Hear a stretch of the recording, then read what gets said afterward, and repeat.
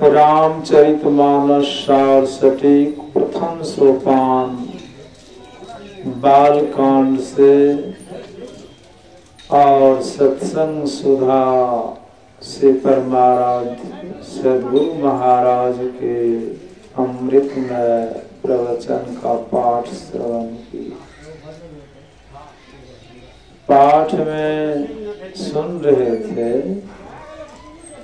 कि जो अपरिवर्तनशील है, अविनाशी है, अजर है, अमर है, उसे परमात्मा कहते हैं। आत्मा को ही परमात्मा कहते हैं। परमात्मा के संग को सत्संग कहते हैं। परमाराध्य अपने प्रवचन में कहते हैं कि संतों के संग का नाम सत्संग है, ईश्वर के संग का नाम सत्संग है।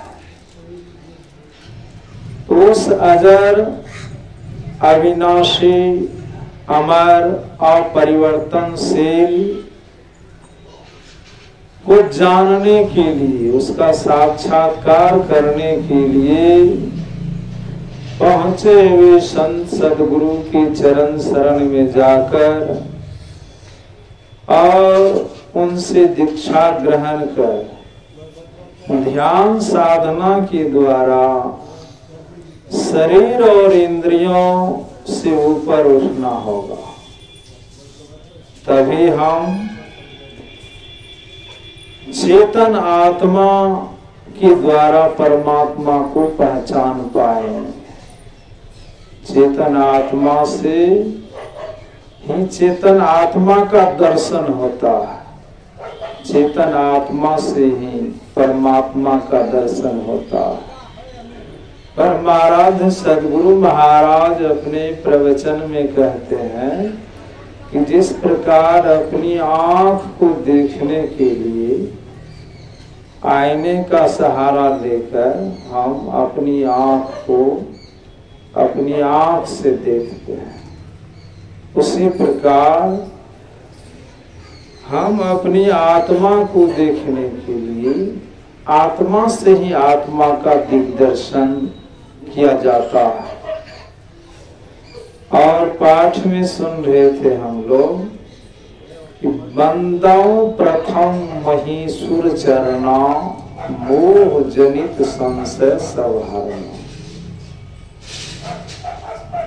महीसुर कहा गया है इस धरती पर के देवताओं को। महीसुर का अर्थ है ब्राह्मण। ब्राह्मण कौन? संत चरणदास जी महाराज कहते हैं कि ब्राह्मण सोई जो ब्रह्म पिछाने, बाहर जाता भीतर आने। पांचों बस करी झूठ न भाखे, दया जनेऊ हृदय राखे। आत्म विद्या पढ़े पढ़ावे, परमात्म का ध्यान लगावे। काम क्रोध मद लोभ न हुई, चरम दास कहे ब्राह्मण सोई।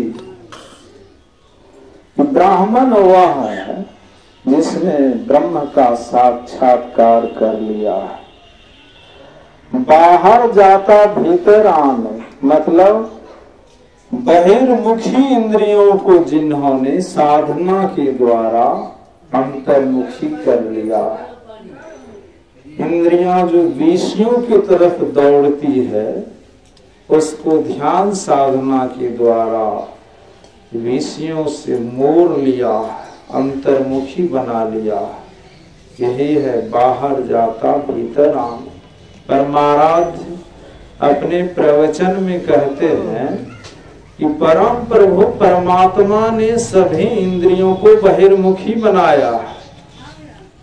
स्वयं साधना करके आपको सभी इंद्रियों को अंतर्मुखी बनाना होगा।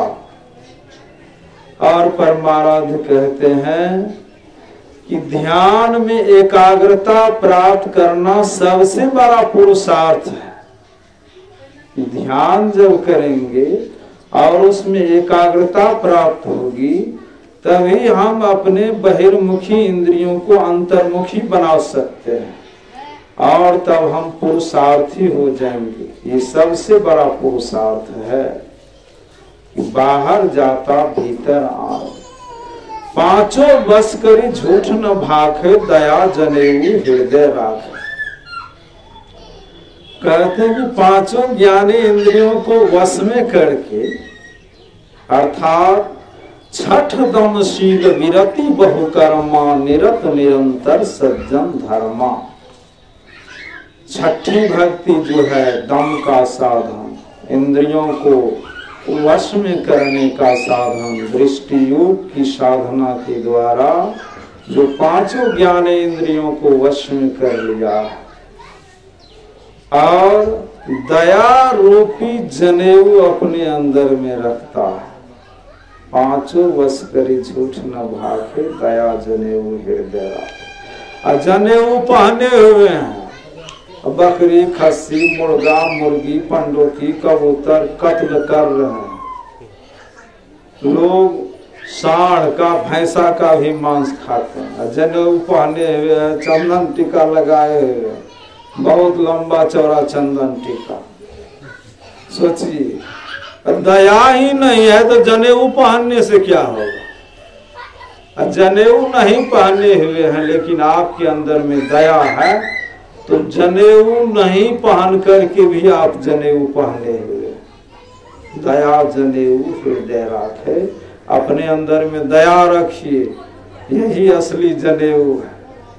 साधु की 100 गुण, जनेऊ की 9 गुण, सो पहरे ब्रह्मचारी। कि दया आपके अंदर में है तो समझ लीजिए कि आप ही ब्राह्मण हैं, आप ही सदगुरु के शिष्य हैं। संत कबीर साहब कहते हैं कि क्षत्रिय वही जो पाप क्षय करे, बांधे ज्ञान तलवारी, अंतर दिल बिच दया राखी कि कबहू न आवे हारी। क्षत्रिय वही है, राजपूत वही है जो ध्यान साधना के द्वारा अपने द्वारा किए गए पूर्व जन्मों के सभी पाप कर्मों को नष्ट कर लिया और युद्ध भी करता है तो अपने अंदर में दया रखता है और युद्ध हार करके नहीं आता। चाहे वो साधना का संग्राम हो कि कोई बाहरी संग्राम हो, सभी संग्रामों में, सभी युद्धों में वह जीत करके आता। वैश्य वही जो विषय को त्यागे, त्याग दे पर नारी। वैश्य वही है जो पांचों विषयों को त्याग दिया है, पांचों ज्ञान इंद्रियों को वश में करके पांचों विषयों को त्याग दिया है और पर नारी गमन नहीं करता है, पर नारी को अपनी जन्म देने वाली माई समझता है। महर्षि वाल्मीकि चित्रकूट नामक जंगल में कामदगिरी व कामदनाथ पर्वत पर भगवान श्री राम को उपदेश देते हैं कि हे राम, जननी सम जानहि पर नारी, धन पराव विस्ते विष भारी। कि जो पर की नारी को अपने जन्म देने वाली माई समझता है और दूसरे के धन को विष से भी बड़ा भारी विष समझता है, उसका हृदय मंदिर तुम्हारे रहने का सुंदर घर है, उसके हृदय मंदिर में जाकर तुम निवास करो। और वेदांत के श्री स्वामी विवेकानंद जी महाराज के सदगुरु स्वामी रामकृष्ण परमहंस जी महाराज कहते हैं कि सच्चा साधु नारी का चित्र तक नहीं देखेगा। पाठ में सुन रहे थे ना कि साधु चरित शुभ सरिस कपासु, निरस विशद गुण में फल जासु। कि साधु का चरित्र जो है रुई की तरह शुद्ध सद्वृत्ति युक्त होगा, बिल्कुल स्वच्छ निर्मल पवित्र होगा। साधु के चरित्र में कोई दाग नहीं होगा, निष्कलंक चरित्र होगा, ऐसा होगा। इसीलिए रामकृष्ण परमहंस जी महाराज कहते हैं कि सच्चा साधु नारी का चित्र तक नहीं देखेगा। सती हो अथवा असती हो, जगदम्बा के रूप में देखेगा।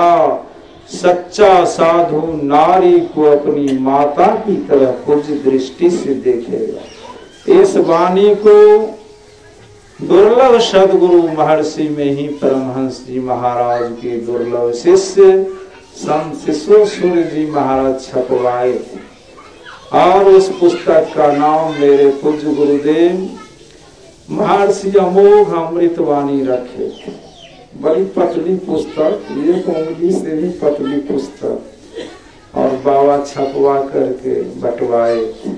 इसलिए पुस्तक तो बड़ी पतली थी, लेकिन ज्ञान जो उसमें था बड़ा सर्वोत्कृष्ट ज्ञान, सर्वोच्चतम आध्यात्मिक ज्ञान था उसमें। उस पुस्तक का जब जोड़ खोजिएगा तो मिलना मुश्किल हो जाएगा, ऐसी पुस्तक। तो मैं कह रहा था कि देखिए साधु का चरित्र कैसा होता है। और संत कबीर साहब कहते हैं कि वैश्य वही है जो विषय को त्याग दिया, पर नारी गमन नहीं करता। शूद्र वही जो सदा शुद्ध रहे, त्याग दे पर अपकारी। ब्राह्मण लोग इधर के लोगों को कहते हैं शूद्र है, क्षुद्र है, मतलब बड़ा नीच दृष्टि से देखते हैं, नीच मानते हैं। लेकिन संत कबीर साहब कैसे संत हैं, इसको कितना ऊंचा माने हैं सो देखिए कि शूद्र वही जो सदा शुद्ध रहे, त्याग दे पर अपकारी। सदा सर्वदा शुद्ध निर्मल पवित्र रहता है और दूसरे का अपकार अहित नहीं करता है, अनुभव नहीं करता है, वो शुद्ध है। कितना ऊंचा है।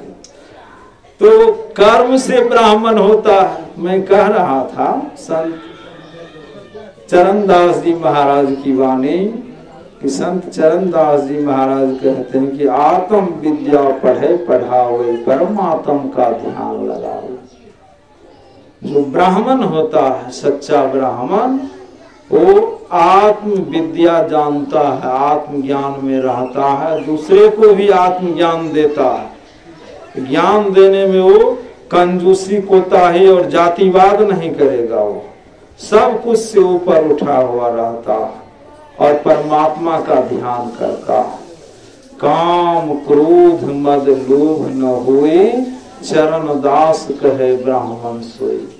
चरण दास जी महाराज कहते हैं कि सच्चा ब्राह्मण जो होगा उसको काम नहीं होगा, क्रोध नहीं होगा, अहंकार नहीं होगा, लोभ नहीं होगा। वही सच्चा ब्राह्मण है। बोलिए प्रेम से श्री सद्गुरु महाराज की।